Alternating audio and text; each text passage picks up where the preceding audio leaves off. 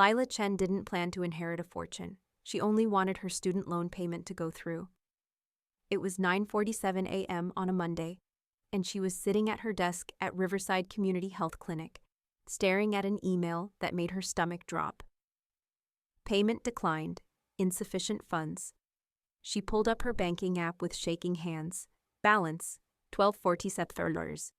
But she'd had $847 in there on Friday. She checked, twice. Her heart racing, she scrolled through her transaction history. There it was. Saturday morning, 3:17 a.m. Wire transfer, $835 to account ending in 4429. She'd never authorized a wire transfer in her life. Lila's hands trembled as she called the bank's fraud department. 45 minutes on hold. Then another 30 minutes explaining that no, she hadn't sent money to anyone, and yes, she was sure. "We'll open an investigation," the representative said in a tone that suggested they'd heard this story before. "It takes 90 days. 45 days? I have rent due in 2 weeks. I have bills." "I understand your frustration, ma'am, but fraud investigations take time." Lila hung up and pressed her forehead against her desk. She was a nurse. She worked 50-hour weeks at a community clinic that served low-income patients.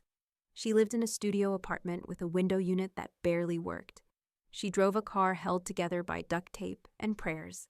And now someone had stolen the only money she had. Her phone buzzed. A text from an unknown number.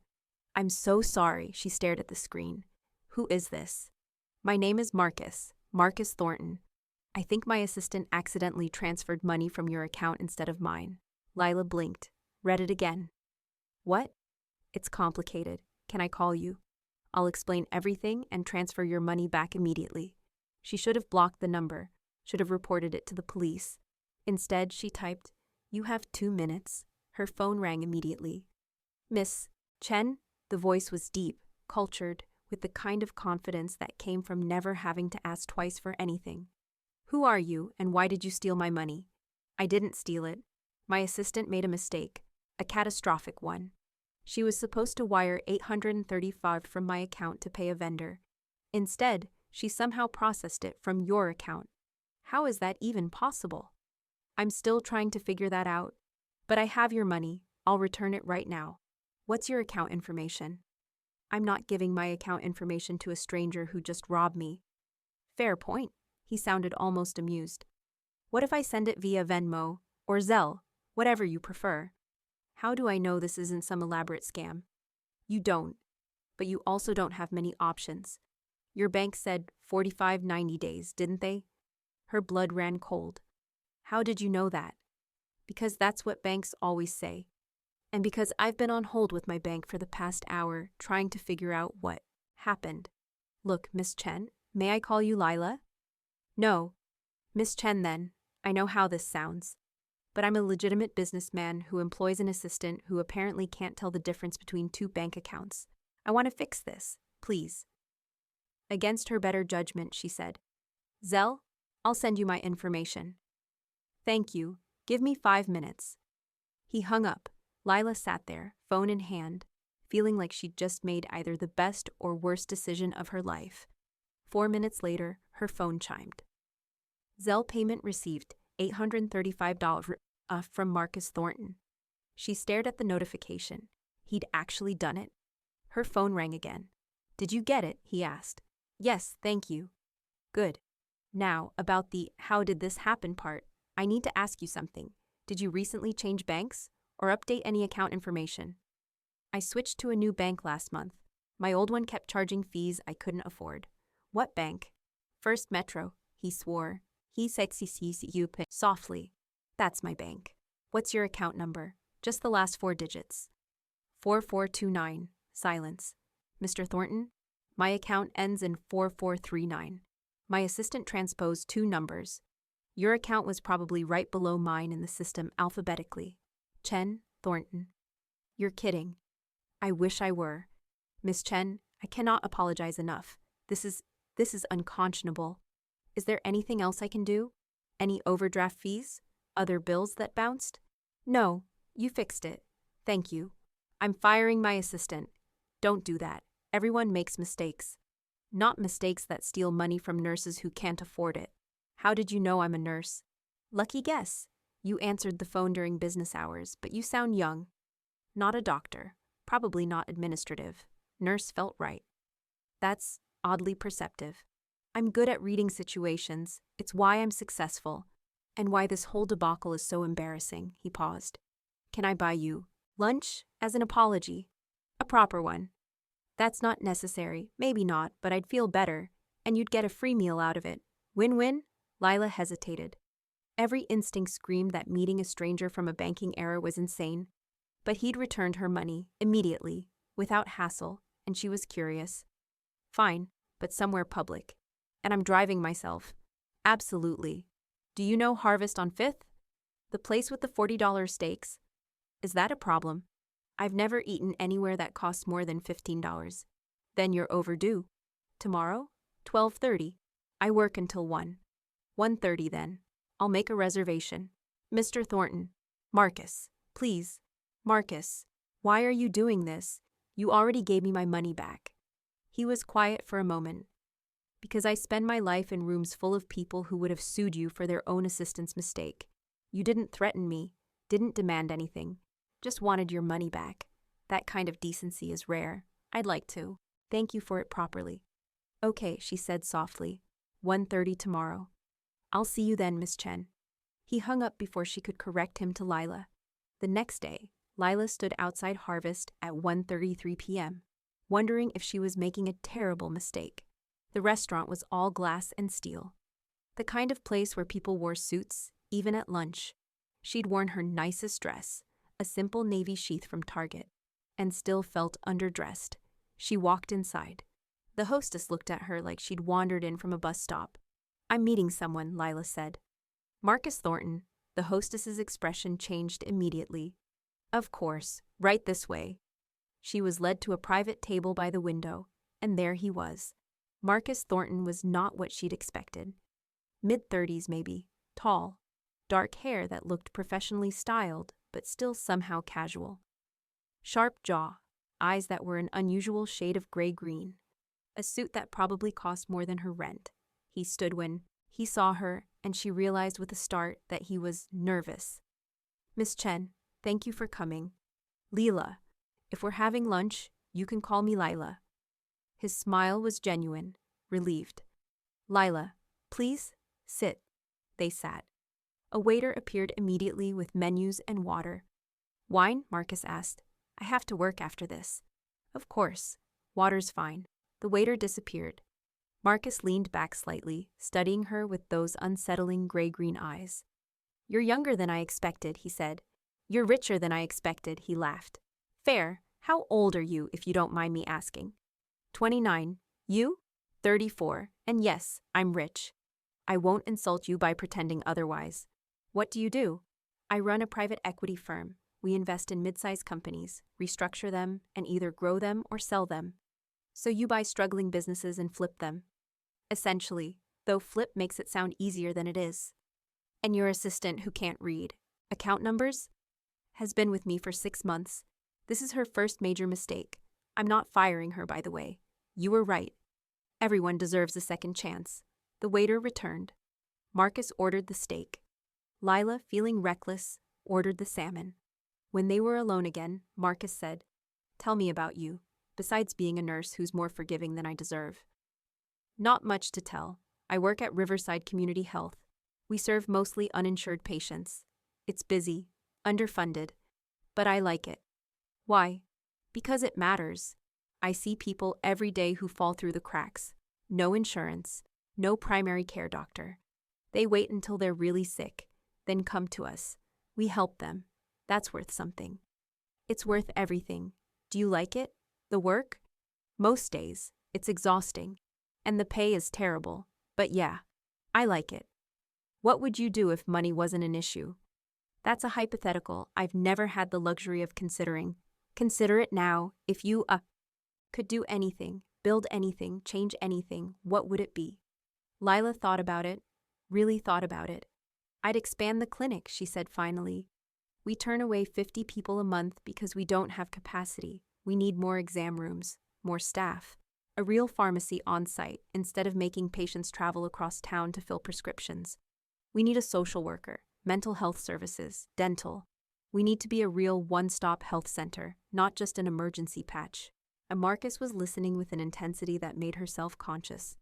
Sorry, she said. You asked. Don't apologize. That's the most passionate thing I've heard anyone say in months. What's stopping you? Money. Everything costs money. How much money? I don't know. Millions, probably. We can barely afford to stay open as is. What if you had a donor, someone who believed in the mission? We'd throw them a parade and name a wing after them. He smiled. What if I told you I want to be that donor? Lila stared at him. What? I'm serious. I've been looking for a philanthropic project. Something real, not just writing checks to galas. Your clinic sounds like exactly what I'm looking for. You don't even know anything about us. Then tell me, and she did.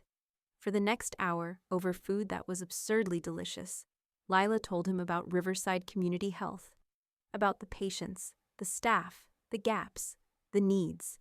Marcus asked questions, smart ones, about operations, funding structures, patient demographics, outcomes. He wasn't just being polite, he was genuinely interested. By the time dessert arrived, which Lila hadn't ordered but Marcus insisted on, she'd forgotten to be nervous. You're different than I expected, she said. How so? Rich people are usually, I don't know, more detached. You actually care about this stuff. I grew up poor, Marcus said quietly. Really poor. My mom worked 3 jobs and we still lived in a motel for 2 years.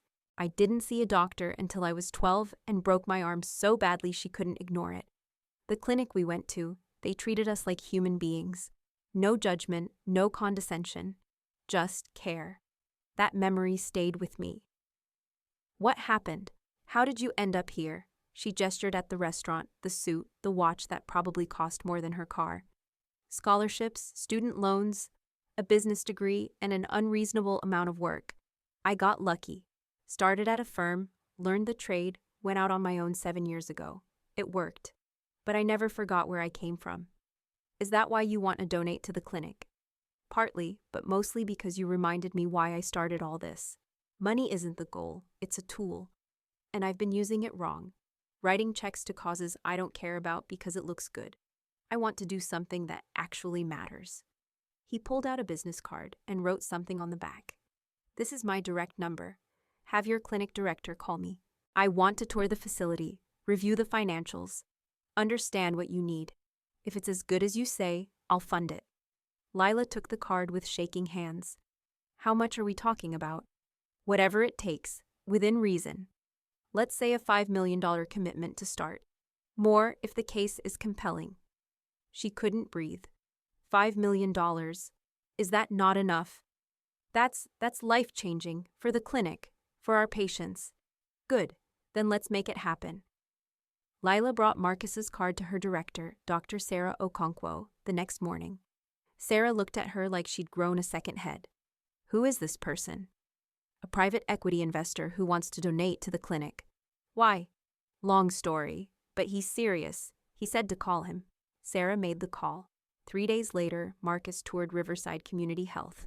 Lila watched him walk through the cramped waiting room, the outdated exam rooms, the storage closet they'd converted into a pharmacy. He didn't flinch, didn't wrinkle his nose, just observed with that same intense focus he'd had at lunch. After the tour, he met with Sarah in her office for 2 hours. When he emerged, he looked determined. I'm in, he said. I'll have my team draw up the papers. $5 million over 3 years. Expansion, staff, equipment, whatever you need. Sarah looked like she might cry. Mr. Thornton, I don't know how to thank you. Thank Lila. She's the one who convinced me. He looked at Lila. Walk me out? They walked to the parking lot. His car was a sleek black Tesla that looked wildly out of place next to her battered Honda. Thank you, Lila said. Seriously, this is going to change lives. I know, that's why I'm doing it. He paused. Can I ask you something? Sure. Would you want to be involved in the expansion, not just as a nurse, as an advisor, someone who can make sure we're actually serving the community and not just building something that looks good on paper? I'm not qualified for that. You're the most qualified person I've met. You know the patients, you know the gaps, You care. That matters more than credentials. I already work 50 hours a week. I'll pay you, consulting fee. $500 an hour for whatever time you can spare. Lila's jaw dropped. That's insane. That's what consultants make. You'd be a healthcare consultant. It's market rate. I make $32 an hour as a nurse. Then you're dramatically underpaid. Is that a yes? She should have said no, should have kept her boundaries clear, but this was a chance to actually make a difference. Real, tangible change. Yes, she said. I'm in. Over the next 3 months, Lila spent her evenings and weekends working with Marcus's team on the expansion project. They met at his office, a converted warehouse in the historic district that was all exposed brick and modern furniture. His team was small but brilliant. An architect, a healthcare operations expert, a financial analyst, and Marcus, who showed up to every meeting, asked incisive questions, and pushed everyone to think bigger. Lila had never worked with people like this. People who saw problems as opportunities, who believed that impossible just meant we haven't figured it out yet. She found herself looking forward to the meetings, to the work, to him. Because somewhere between the budget reviews and the site plans, she'd started noticing things about Marcus Thornton that had nothing to do with his money. The way he listened, really listened, not just waited for his turn to talk, the way he treated everyone the same. The janitor at the clinic got the same respect as the architect, the way he smiled when something clicked, like a kid who'd just solved a puzzle, the way he looked at her when she talked about the patients, like she was saying something profound instead of just doing her job. It was dangerous. She knew it was dangerous. He was a billionaire. She was a nurse. This was a professional relationship. Nothing more, except for the night they worked until 2 a.m. finalizing the construction timeline. And he'd ordered Thai food, and they'd eaten it sitting on the floor of his office, laughing about terrible hospital stories. Except for the morning he'd shown up at the clinic with coffee for the entire staff, because Lila had mentioned they were understaffed and overworked. Except for the way he'd casually mentioned that his assistant had been the one to transpose the account numbers, but that he took full responsibility because he'd hired her. And wasn't that what leaders did? Except for the moment during a site visit when she'd slipped on loose gravel and he'd caught her, hands on her waist, and they'd stood there for 3 seconds too long, his eyes on hers, before he'd carefully stepped back and asked if she was okay. She was in trouble. Deep trouble. The expansion broke ground in August. There was a ceremony, local press, a photo of Sarah, Marcus, and Lila with shovels, all smiling. After the ceremony, Marcus pulled Lila aside. Dinner, he asked. To celebrate. The team's going to that pub on Harrison. I meant just us. Her heart stopped. Marcus, I know. This is complicated. You work for me, sort of. And there's a power dynamic. And a million reasons why this is a bad idea. So why are you asking? Because I can't stop thinking about you. Because every meeting, every email, every moment we spend together makes me want more. Because I haven't felt this way about anyone in years. And I'm tired of pretending I don't. Lila couldn't breathe.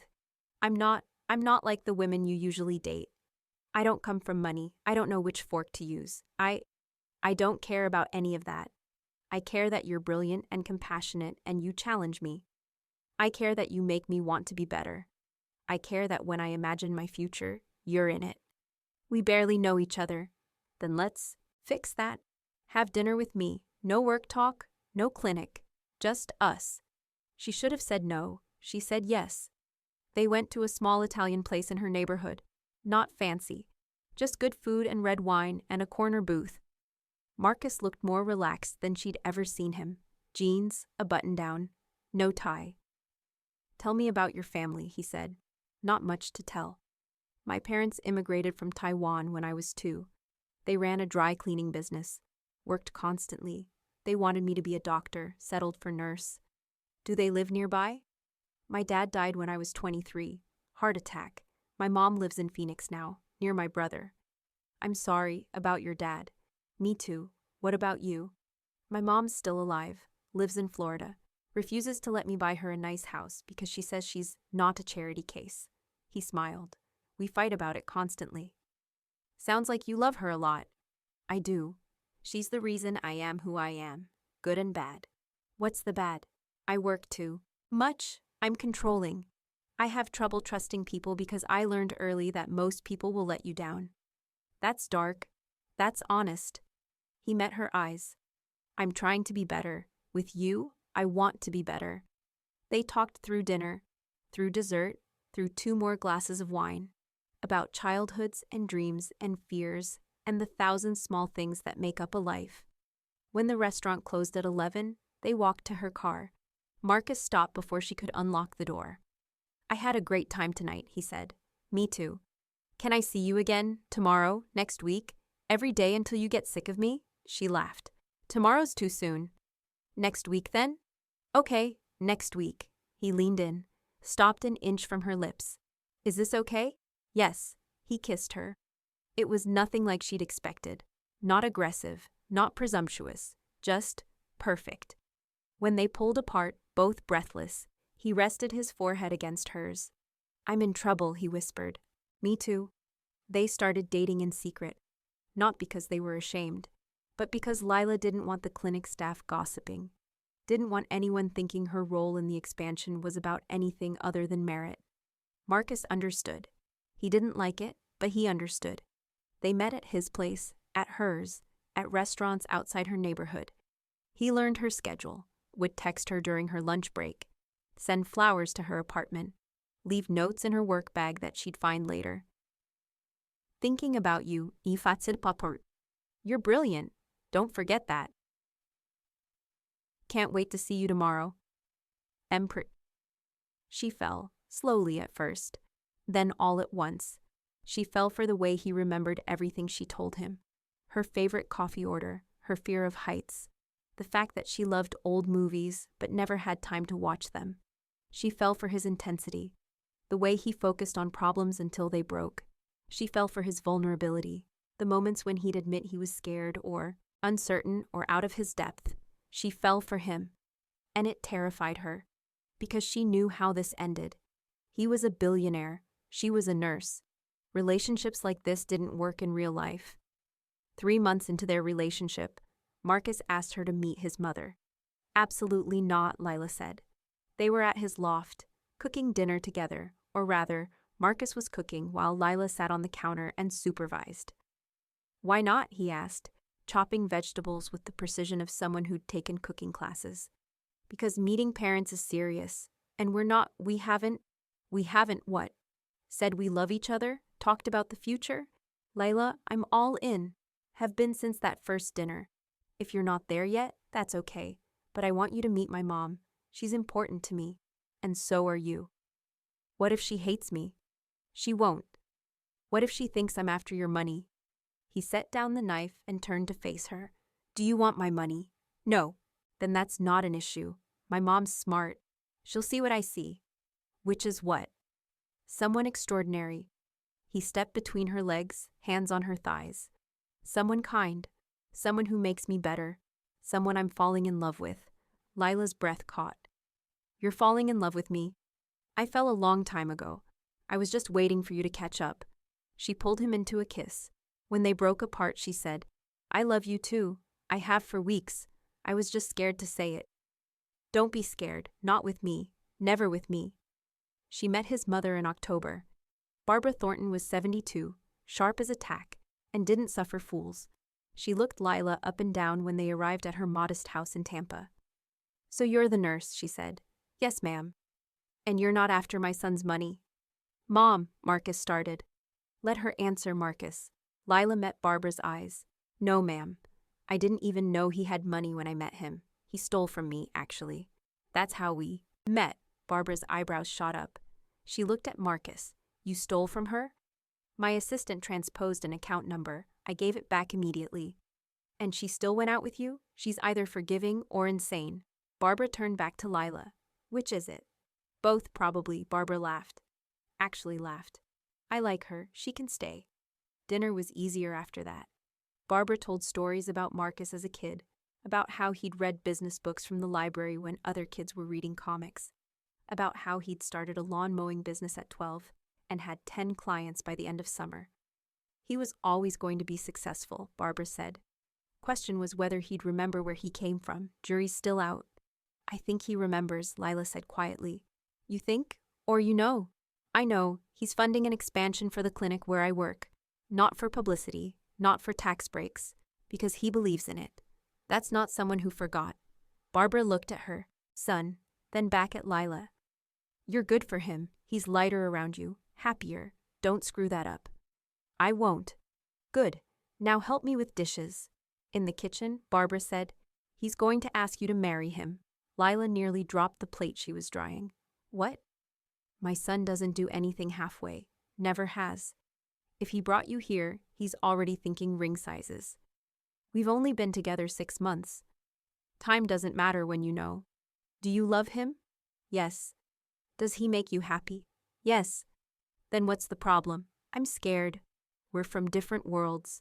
So what? You think rich people and poor people can't fall in love? That's nonsense. What matters is whether you respect each other.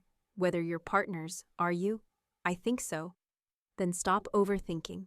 Let yourself be happy. God knows there's little enough happiness in this world. The clinic expansion was completed in December. New exam rooms, a full pharmacy, mental health services, dental, a social worker on staff, everything they dreamed of and more. The grand opening was scheduled for a Saturday. Big event. Mayor would be there, press, donors.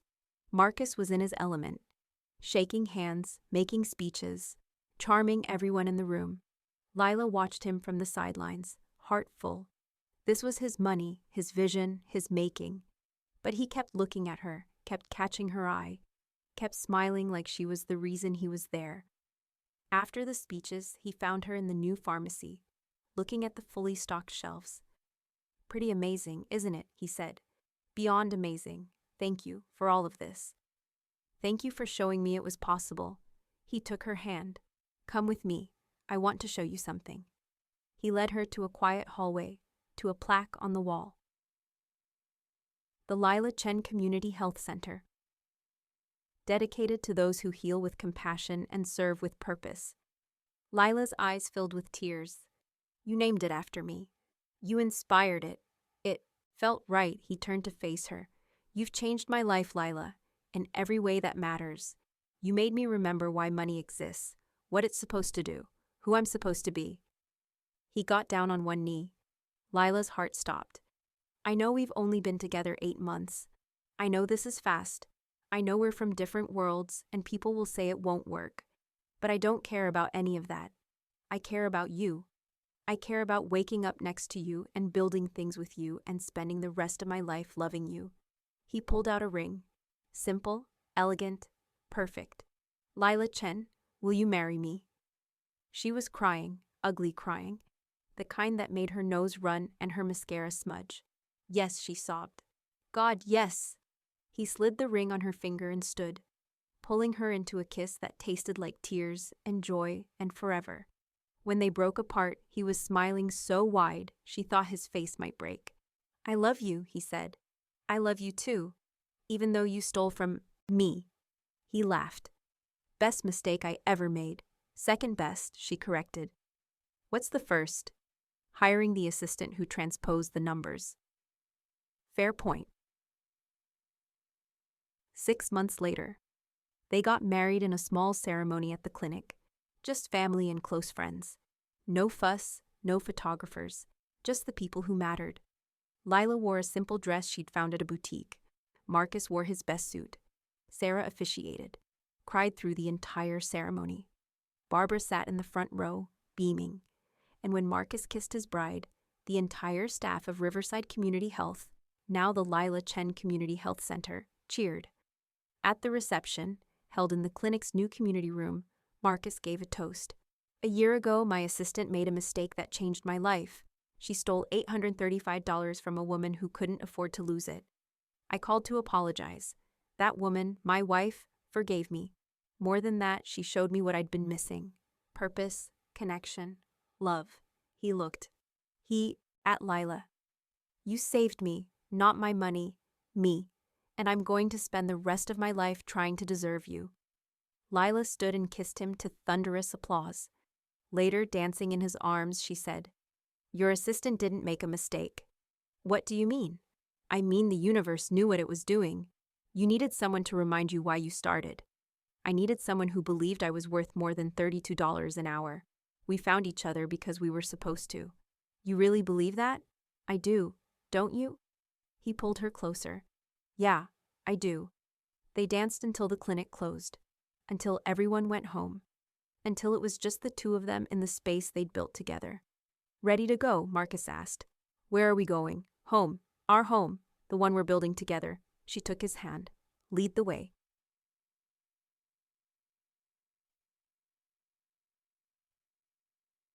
Two years later, epilogue. Lila walked into the clinic at 7 a.m., travel mug of coffee in hand. The waiting room was already full. It always was now. Word had spread. People came from across the city for care. Sarah met her at the nurse's station. Morning, Director Chen.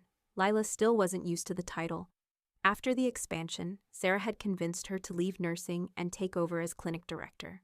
It had taken months of convincing, and Marcus's relentless support. What do we have today? Lila asked. Normal chaos, plus the site visit from the mayor's office. They're considering funding 2 more centers based on our model. 2 more. You built something special here, Lila. People notice. As if on cue, her phone buzzed. A text from Marcus. Proud of you, always. See you tonight for dinner. I'm cooking. She smiled. Texted back. You cook. I supervise. Deal? Deal. Love you. Love you too.